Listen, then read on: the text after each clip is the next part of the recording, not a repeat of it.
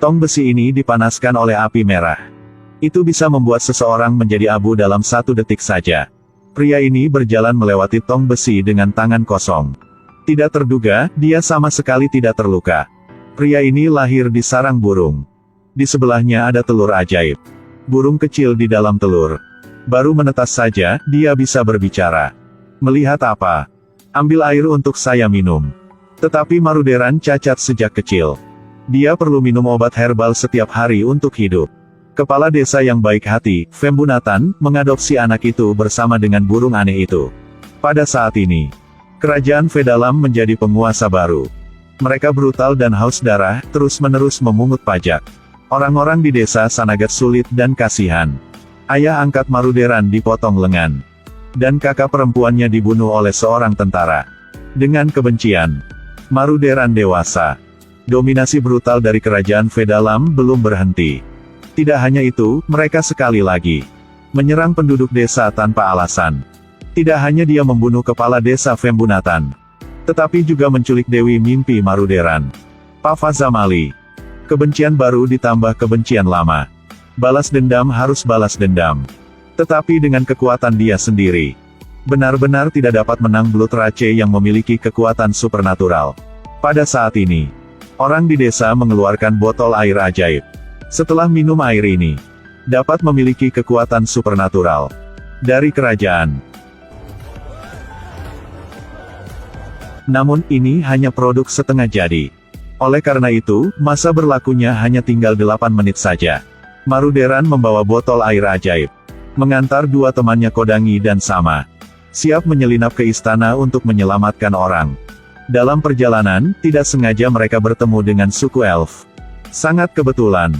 Para elf juga memiliki perseteruan mereka sendiri dengan kerajaan ini. Mereka mengirim tentara dan putri mereka untuk pergi bersama bertiga orang dalam perjalanan penaklukan. Mereka bertemu dengan kura-kura tua yang tahu segalanya.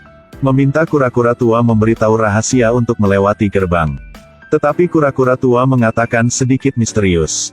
Membuat Kodangi mengatakan dia adalah penipu. Akibatnya, Gatot. Memang Gatot. Setelah mendapatkan surat instruksi, mereka pergi ke lembah neraka.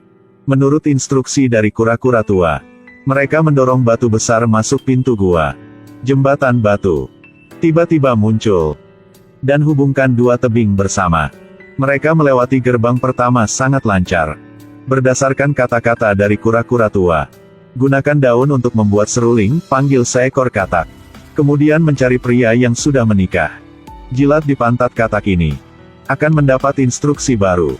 Pria yang sudah menikah, Kodangi, harus jilat pantat katak. Tentu saja. Katak hijau sangat puas dan menggaruk kepala. Dan tunjukkan jalan yang benar pada mereka. Mereka menyeberangi sungai ke puncak gunung. Baru saja mereka mendirikan kamp untuk istirahat. Mereka mendengar tangisan seorang gadis minta tolong. Maruderan mengikuti teriakan itu dan mencari. Dia melihat seorang gadis sedang terbaring di tanah. Dan tidak jauh dari lokasi. Tidak terduga, ada macan kumbang hitam yang ganas. Macan kumbang hitam ini sudah lapar selama 3 hari. Akhirnya dia menangkap 2 mangsa. Mata dia tampak bersinar ke arah mereka. Dia bergegas untuk menjatuhkan Maruderan. Tapi ditendang oleh dia.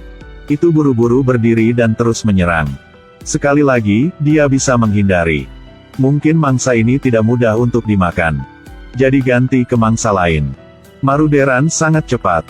Langsung menendang dia terbang ke rumput.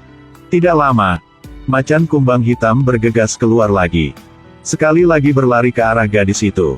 Ingin ditangkap hidup-hidup. Kemudian Maruderan melompat dan memukul lagi. Tidak bisa makan dan tidak bisa melawan. Macan kumbang hitam pergi saja. Maruderan sukses selamat gadis ini. Siap berbicara dengan si cantik. Tiba-tiba tombak melesat. Sekelompok tentara kerajaan telah muncul. Jenderal ini adalah orang yang membunuh kakak angkat, Jalat Harangan. Sebenarnya, si cantik ini tidak terduga, adalah putri kerajaan, Mantagini. Karena menjadi dermawan putri. Oleh karena itu, dengan lancar Maruderan masuk istana kerajaan. Bertemu dengan Ratu Yavanarani. Meskipun dia adalah ratu kerajaan ini, tetapi dia harus melalukan semua. Lampu kaca telah dimatikan. Dia harus naik ke dinding untuk menyalakan. Ratu Yavanarani memiliki tongkat kerajaan. Di dalam itu memegang jiwa 17 gadis. Setiap tahun pada hari gerhana matahari, dia selalu mengorbankan seorang gadis muda, mengumpulkan 18 jiwa, untuk memanggil naga ilahi. Dan gadis manusia Pavazamali ditangkap. Adalah gadis terakhir. Sementara di sisi lain, tawanan kerajaan, raksasa dengan satu mata tiba-tiba melarikan diri dari penjara. Dia sangat kuat. Tidak ada orang bisa menang dia. Dia berlari ke arah Maruderan. Dia tidak punya waktu untuk minum air ajaib. Raksasa itu berlari tepat di depan. Maruderan mengangkat tangan untuk memblokir dia. Tidak terduga, raksasa itu benar-benar berhenti di depan. Ratu Yavanarani melihat situasi. Sebuah keraguan muncul di hati dia. Pada malam itu, Maruderan minta Kodangi jilat pantat katak hijau untuk bertanya posisi Pavazamali. Kali ini dia menunjukkan ke arah atas. Maruderan minum air ajaib. Cepat mendaki tembok luar. Mencapai lantai paling tinggi di kastil. Memang saja, di sini dia telah menemukan Ewi di hati Pavazamali sedang koma di saat sekarang. Tapi sekarang bukan waktunya untuk menyelamatkan orang. Dia siap keluar. Akibatnya dia ditangkap oleh Jalat Harangan. Maruderan ingin melawan. Akibatnya, Gatot. Memang Gatot. Mungkin 8 menit telah habis. Air ajaib telah kedaluarsa. Setelah Ratu Yavanarani mengetahui, dia kalah dengan satu pukulan. Mulai ragu dengan garis keturunan dia. Sekaligus, dia ingin memeriksa identitasnya sekali lagi. Ratu cantik ini benar-benar kejam. Bagaimanapun, masih ingin orang ini melewati tong besi yang dipanaskan oleh api besar. Orang kerajaan tidak takut suhu tinggi. Tetapi orang normal, jika mereka melangkah masuk, segera dibakar menjadi abu di tempat. Pada saat ini, burung ajaib yang hewan peliharaan dia, membawakan ramuan ajaib yang dapat menahan suhu tinggi untuk dia. Mungkin sudah selesai. Tetapi Jalat Harangan sudah tahu rencana ini. Dia lebih cepat menerima botol air ajaib dan melemparkan ke tong besi.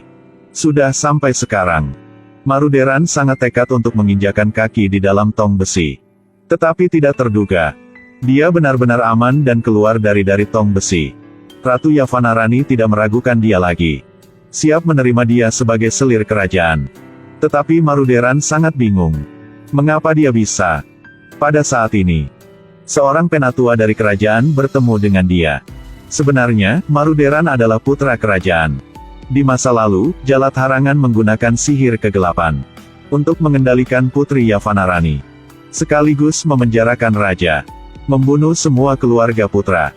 Pada saat itu Maruderan masih bayi dalam buayan, diselamatkan oleh burung dewa. Bertahun-tahun dekat ini karena dia makan obat herbal, menghambat kekuatan supernatural dari kerajaan. Soalnya identitas tidak terungkap. Setelah Maruderan tahu kebenaran ini, memutuskan untuk mengambil kembali semua.